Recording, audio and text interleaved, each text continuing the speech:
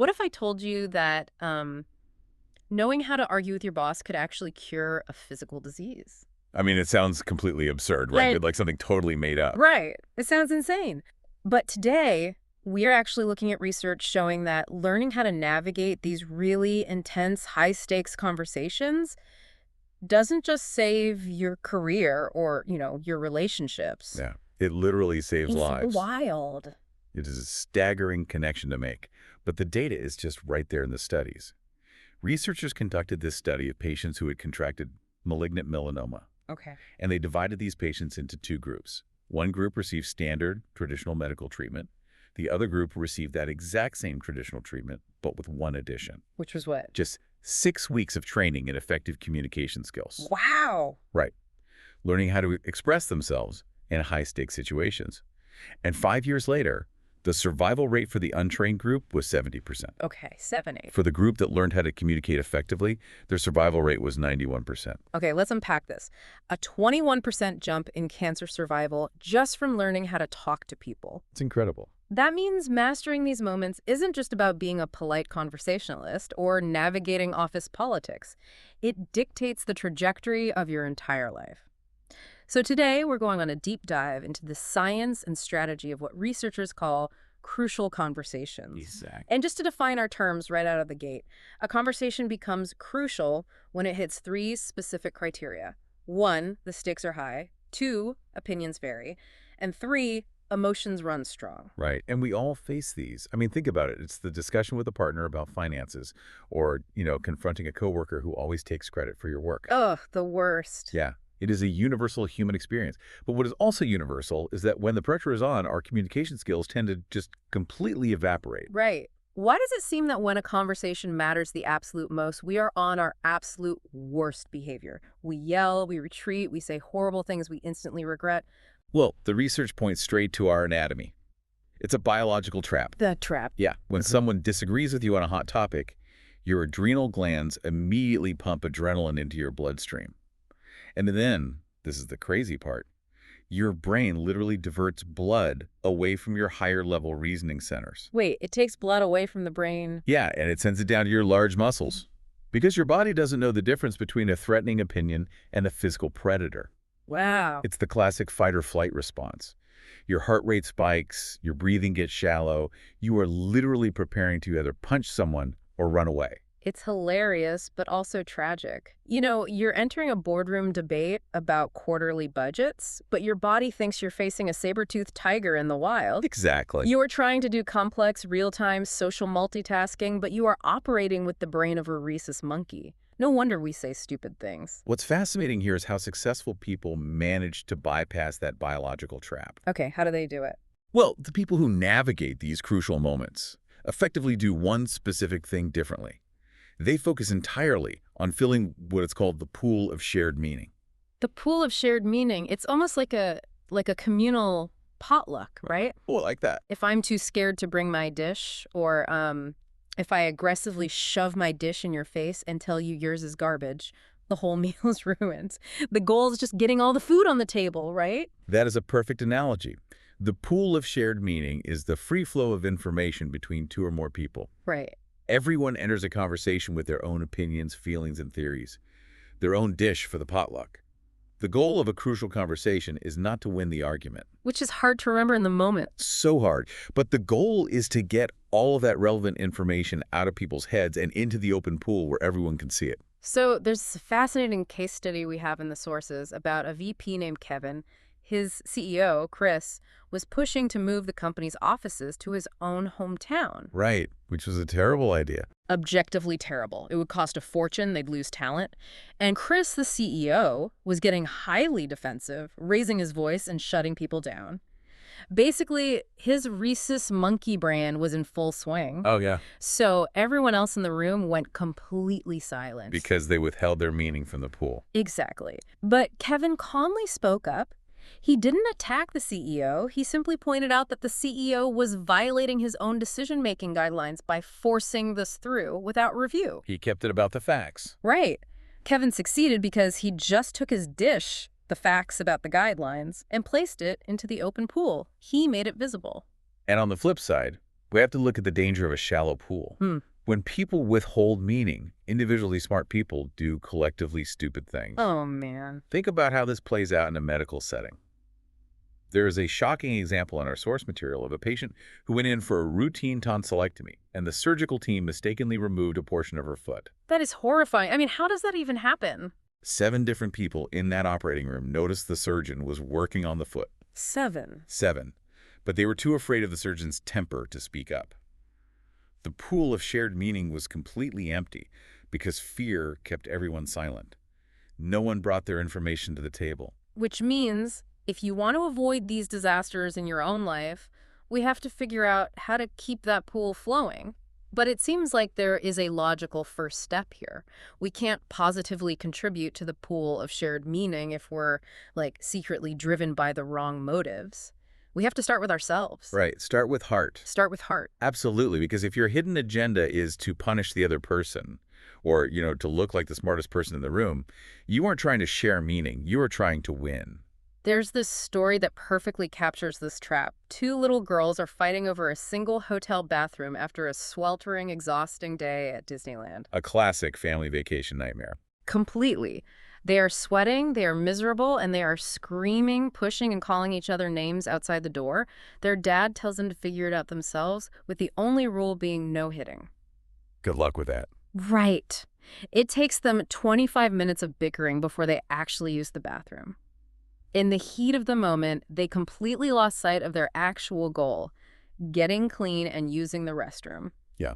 They cared more about winning the fight against their sister than getting the relief they so desperately needed. And adults do the exact same thing in boardrooms and living rooms every single day. Yeah. We completely forget what we originally wanted, and we switch our goal to protecting our pride. But I have to push back here. What if the other person really is the problem? All right, give me an example. Let's say I have a coworker who is constantly interrupting me and stealing my ideas. Why is it always on me to change my heart? Why do I have to do all the heavy lifting? It's a fair question. I hear it a lot. But the reality is this. The only person you can continually inspire, prod, and shape with any degree of success is the person staring back at you in the mirror. Yeah, I guess that's true. If you wait for the other person to fix the dynamic, you will be waiting forever. You have to focus on what you really want out of this situation, regardless of how they are behaving. Okay, so refocusing on my actual goal, not my ego, like Greta, the CEO from our notes. Oh, Greta, yeah. So she is pushing this massive company-wide cost-cutting campaign. And during a tense all-staff meeting, a mid-level manager stands up and publicly calls her out for secretly building a $150,000 personal office suite while asking everyone else to pinch pennies. You can just imagine the tension in that room. You could probably hear a pin drop. Greta is completely humiliated. Her rhesus monkey brain is probably screaming at her to fire the guy or, defensively justify the expense. Yeah, go on the attack. But instead of seeking revenge, she stops. She manages her own heart first. She asks herself, what do I really want right now? And what she wanted wasn't to look flawless. What she really wanted was to get 200 managers to embrace cost cutting. Right. Defending her ego in that moment wouldn't achieve that goal. It would destroy it. Yeah. So she took a breath, admitted she hadn't checked the final costs of the office, committed to reviewing the project immediately, and thanked the manager for his honesty. You should just owned it. She saved the entire corporate initiative because she worked on me first. To do that, you have to refuse what researchers call the sucker's choice. Yes, this is so important. Think about you, the listener, right now. Maybe you're biting your tongue at work because you think, if I tell my manager this project timeline is impossible, I'll get fired. So my only option is to stay quiet, work 80-hour winks, and keep my job. You are trapped in a sucker's choice. Exactly. The sucker's choice is the false either-or dichotomy we invent to justify our own bad behavior or our own silence. We frame it as, pick your poison. It's an excuse. It totally is. Yeah. It lets us off the hook. What we need to do instead is search for the elusive A&D. B-A-N-D. Yeah, you ask your brain a harder question. Like, how can I be honest with my boss about this timeline? AD, keep my job. Or, how can I hold my partner accountable for their spending ADD, not start a streaming match? Oh, that changes the whole dynamic. When you present your brain with a more complex problem, it stops panicking and starts searching for a creative solution. So let's say we do this. We've got our heart right. We know what we really want, and we've rejected the sucker's choice. But even if you have completely mastered your own ego, you're still only 50% of the equation. Sadly, yes. If the other person's rhesus monkey brain feels threatened, your good intentions won't matter at all. The conversation will still crash and burn. That means we have to actively monitor their sense of safety. We have to, as the text says, learn to look. And this requires a skill called dual processing. What's that? When you are in a high-stakes discussion, you can't just pay attention to the content of the conversation, like the actual words being debated. You also have to simultaneously watch the conditions of the conversation. How are the people feeling? Are they feeling safe? Because if they feel safe, people can hear almost anything. I mean, you can deliver incredibly harsh feedback if the person genuinely believes you have their best interests at heart. Exactly. Fear is the ultimate killer of the flow of meaning. When people feel afraid or threatened, their safety drops, and they immediately resort to one of two survival strategies: silence or violence. Let's break those down. Silence is withholding meaning from the pool. It's not just literally being quiet, right? Right. You see this when people mask their true feelings with heavy sarcasm, or they constantly change the subject to avoid the issue, or they just physically withdraw from the room. And violence is the exact opposite. It's forcing your meaning into the pool. It's controlling the conversation, cutting people off, labeling people with stereotypes so you can dismiss them, or flat out verbally attacking them. Yeah, we've all been there. But how can we possibly expect someone to monitor all of this? Like their own motives, the content, the other person's safety, the signs of silence and violence, all when they're in the heat of the moment. It definitely takes practice. But the most critical first step is paying attention to your own style under stress. Style under stress. Yeah, you have to know your own default setting. When you feel threatened at a meeting, do you naturally retreat into silence and sarcasm? Or do you go on the attack and start labeling people? Once you identify your own predictable patterns, it becomes much easier to catch yourself when you start sliding into them. Which brings us to the crucial pivot. Let's say you're in the conversation and you spot it. The other person is rolling their eyes, using sarcasm. They've moved into silence. Okay. You can't just keep hammering away at the facts of the argument. You have to step out of the content, rebuild the safety, and then step back in. You have to make it safe. And there are two core conditions of safety you have to establish and maintain. The first is mutual purpose. Does this person believe that I care about their goals in this conversation? Right. The second is mutual respect. Does this person believe that I fundamentally respect them as a human being? Okay, I have to pause you there. How on earth do you maintain mutual respect if you're talking to someone whose behavior is just terrible? What if they are just a complete bonehead who is actively ruining a project? It's difficult, but if we connect this to the bigger picture, it is fundamentally about humanizing others. You have to look for how you are similar to this person rather than how you are different. There's a powerful quote researchers use in the text: "Lord, help me forgive those who sin differently than I." Wow, sin differently than I. Right. We all have flaws. We all make mistakes, get defensive, and act out of fear. When you recognize that shared human frailty, it builds a sense of kinship. It allows you to maintain a baseline of respect for them as a person, even when you vehemently disagree with their current behavior. So how do we rebuild that safety in real time? The research gives us a few concrete tools. First, and most obviously, apologize. If you actually mess up, like you promised to help your partner clean the house and you completely forgot, don't make excuses. Just apologize. It instantly restores respect. But what if you didn't do anything wrong and they just wildly misunderstood your intent? That's where you use a tool called contrasting. Here's where it gets really interesting. Contrasting is the don't and do statement. It is a formula to fix misunderstandings. You start by addressing what you don't intend, which puts out the fire. Right. And then you state what you do intend, which resets the mutual purpose. So let's say your employee is getting highly defensive because you offered some feedback on a report. You step out of the content and say, I don't want you to think I don't value your work. I do think you're one of our best analysts. I just need to address the formatting on this specific page. It's so simple, but it works beautifully. You fix the misunderstanding, restore the safety, and then you can safely go back to the issue. Exactly. But what if it's not just a simple misunderstanding?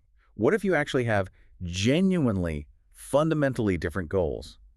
That is when you need to use the CRIB skill. Okay, C-R-I-B. Right. Commit to seek mutual purpose. Recognize the purpose behind the strategy, invent a mutual purpose, and brainstorm new strategies. Wait, I'm struggling with the invent a mutual purpose part of this. Let's make this concrete. Say I want a raise, and my boss has been told by corporate to cut costs by 10%. We have completely opposite goals.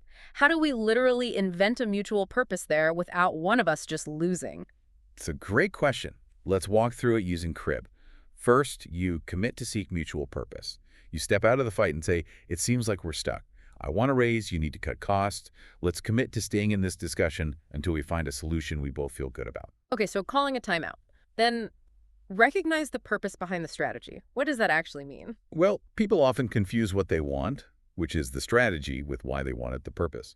Your strategy is a raise. Your purpose might be that you want to feel valued and financially secure. Right. Your boss's strategy is cutting costs. Their purpose is looking good to corporate and keeping the department afloat. Once you separate the strategies from the underlying purposes, you can move to invent a mutual purpose. You look for a higher level goal that encompasses both. So I might say, it sounds like our mutual purpose is keeping this team highly productive and stable while still operating within the new corporate financial realities. Exactly. You just invented a shared goal. Now that you are on the same side of the table facing the problem together, you can move to the final step. Brainstorm new strategies. I see. Maybe you take on higher-level responsibilities that allow the boss to cut a freelance contract, saving the company money while justifying a raise for you. You found the A&D. That is incredibly practical. But here's the next hurdle. What if the biggest threat to safety isn't what the other person is actually doing? What if the threat is the completely fabricated story we are telling ourselves about what they are doing? Yeah. This raises an important question about how our minds actually work. We have to master our stories. We often think emotions just happen to us. Like we think we see someone do something and we immediately, uncontrollably feel angry. Right. But there's an intermediate step happening in a fraction of a second. It's called the path to action. You see or hear something, you tell a story about what it means, you feel an emotion based on that story, and then you act. It's like my brain is a movie director. It takes raw, unedited footage like a coworker looking at their watch while I'm talking and instantly edits it into a thriller or a tragedy before I even realize what's happening. I tell myself, they think I'm an idiot, and suddenly I'm furious. Precisely. Right. There is a great case study in our text about two coworkers, Maria and Louis. They were presenting a joint project to the executive team, and Louis just completely takes over. He talks for almost the entire time. Infuriating. Maria sees this raw footage, and her internal movie director immediately tells a story. He is a male chauvinist who thinks I'm weak and incompetent. Yeah, and because of that specific story, she feels hurt and worried. And because she feels hurt, she acts by withdrawing into silence during the meeting and then taking sarcastic cheap shots at him in the break room later. But the story she told herself was just one possible interpretation of the raw footage. Exactly. And we are incredibly good at inventing what researchers call clever stories. These are narratives that let us off the hook and justify our own bad behavior. Because it makes us the good guy. Right. We love them because they absolve us of any responsibility.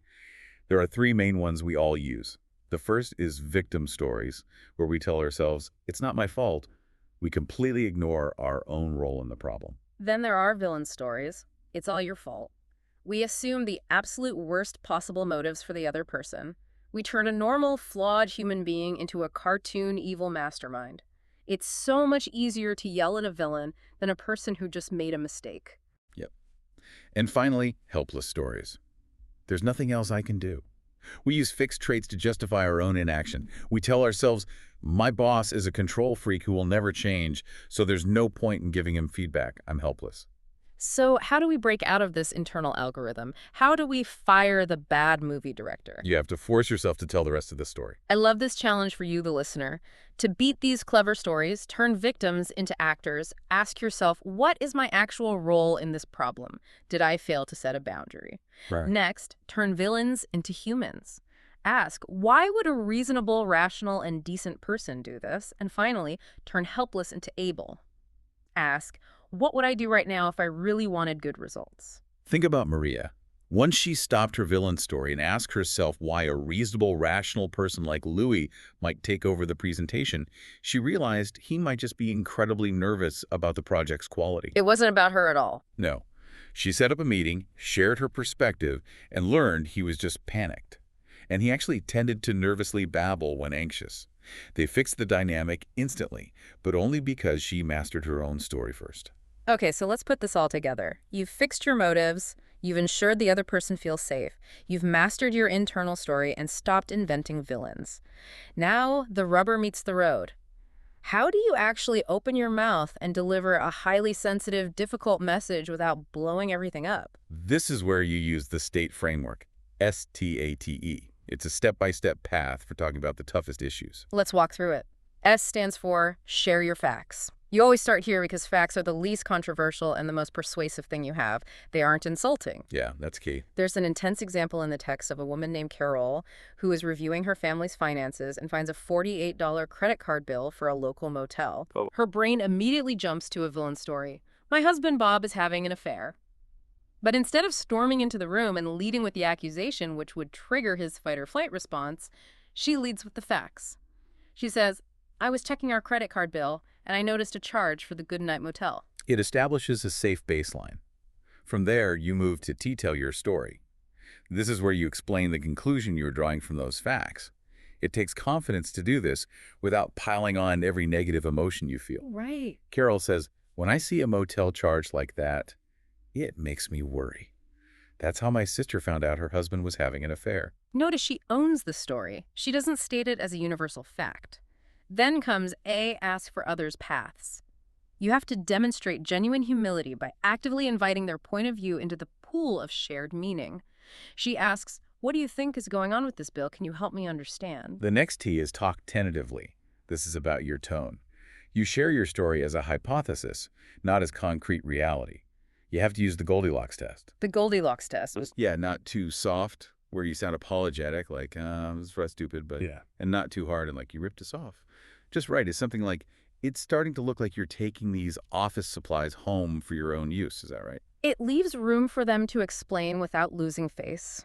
And finally, E is encourage testing.